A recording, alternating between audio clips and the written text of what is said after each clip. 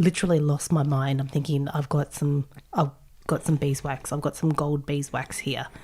And then when you brought it home, we were joking about how it literally looked like a gold bar. Yeah, I was like, we got a gold bar here. Yeah, it was amazing. I literally, yeah, I've still lost my mind even to this day. Did you start to melt it and work with it? No, I first actually started to tune into the beeswax because I still had some of the beeswax from the previous when I bought Which it you brought online. I bought that online, and that one was a lighter color. It was still a little bit yellow. It wasn't completely white, but it was a lighter color than the one that you got from Lee, and it smelt more like honey. Where Lee's doesn't smell exactly like honey. It's a very earthy smell. What I decided to do was, because I couldn't wait to make beeswax candles, so we decided that I was going to do a tune-in into both waxes because they were both completely different. And I wanted to explain to them that I just want to use their beeswax. I wanted to honour the bees and explain to them I want to use their beeswax to make some candles to share the light with other people. And it was really interesting what we discovered. So the beeswax that I bought online, when I tuned in, I got that these bees, I literally saw like shackles on these bees. And they were telling me that they felt like slaves because, and I could feel this energy of always having to reproduce or produce, like constant, just so that they could I mean, we all know that bees are workers. That's what they do. Yeah. But the energy of this particular bee group felt like they were slaves and that they weren't appreciated. And then I just thanked them and I said, no, you are sovereign beings and I do appreciate you and we should all start appreciating beings. And I told them all I want to do is with the wax that I have from you is to create a beautiful candle. And they were happy with that because... You sent a lot of love and a lot of healing. I did. I remember, because we did it over a couple of hours. Yeah. There was a lot of healing that you did with the wax and that the bees that produced that wax for wherever they were, and a lot of love, just an appreciation, and they really liked that a lot. Yeah, they did. I mean, because I couldn't exactly free them, but I could send them love and appreciation for the wax that they produced. And the honey and everything they produce and all the work they do. And I also did a clearing on the wax of people that had a handle in the wax as well. So just clear that energy. Which we do with all our waxes, soy wax we use. We always do a lot of work in clearing and love intention, so the wax is even better or more vibrant with frequency, light. Yeah. It's not just about where it comes from. It's about everyone else who has a handle in it as well. So you're clearing all that energy too. And then we tuned into the wax that Lee gave us, and that was a completely different energy. There was more love, there was more vibrancy, because it wasn't like a farm produced kind of wax.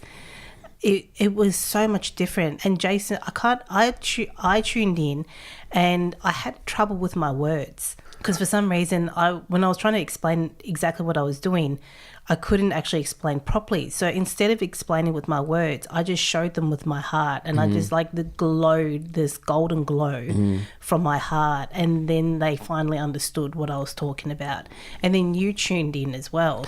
Yeah, so you gave me the Lee's wax, and I thought I'll have a tune in and see what's going on there too. So I tuned in, and I was introduced to the queen of whatever the hive was, and she was big, and I was a little bit overwhelmed at the start. I was like, okay, you got the queen bee here. And she started talking to me about how they would like humanity to respect and honour them as not just as worker bees and producing wax and honey and, feeding the planet, but to actually appreciate what they actually do.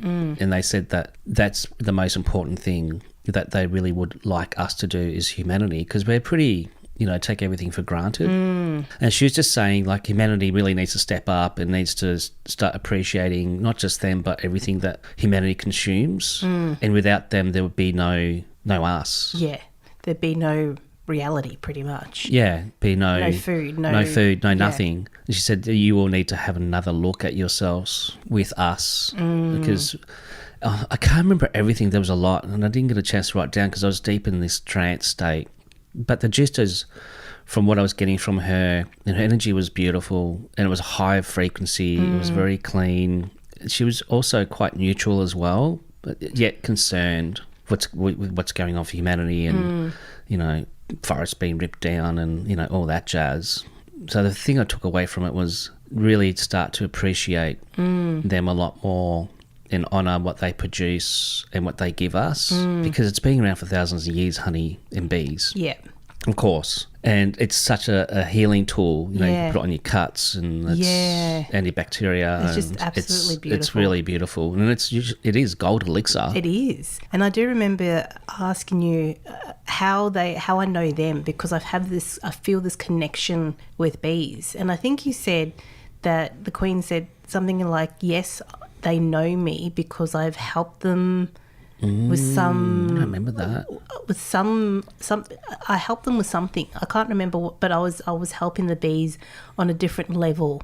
And they said that the queen bee said I didn't know that I was helping them on a different level, but I wanted to know why I had such a big heart connection with the bees. And then I did some research of my own, because I journal when I have stuff going on in my life, and I was journaling, got onto the topic of the golden energy and the golden ray, and then all of a sudden I went on to bees, and bees producing golden honey and golden wax. And then I thought, well, are these bees, is the bee energy and the bee being, are they golden? And the golden energy is like the 12th dimension. It's like, well, are they 12th dimensional beings?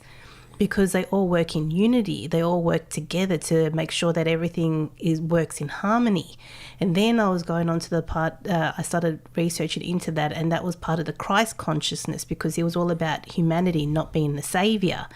And I thought, wow, this is incredible. Like, is this all tied together? I just went on this tangent as thinking, this is incredible. It's all linked. Yeah. The beautiful bee energy just blows me away. And when we have the honey from Lee, we had some actually just before. Yeah, we did. We really honour it. Yeah, absolutely. And it's such a delicious, good for you elixir. It's a phenomenal. So yeah. And then the wax that you've been using for candles are just extraordinary. Yeah, I would love to be a beekeeper. The only suggestion, if you're a beekeeper, try talking to the bees. Instead of smoking them, maybe carry the smoke with you. But Jayson and I believe that if we had a beehive and we spoke to the bees and said, look, we're just coming in just to check to make sure that everything's okay with you guys. We're not here to harm you.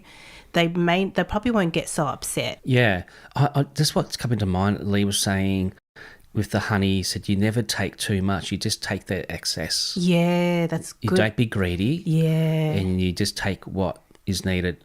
You don't take any more because that's their food. Yeah, because if you take all their food... Exactly, you're going to die. Yeah. And then you've got the vicious cycle again. Yeah. So it's a fine line. Yeah.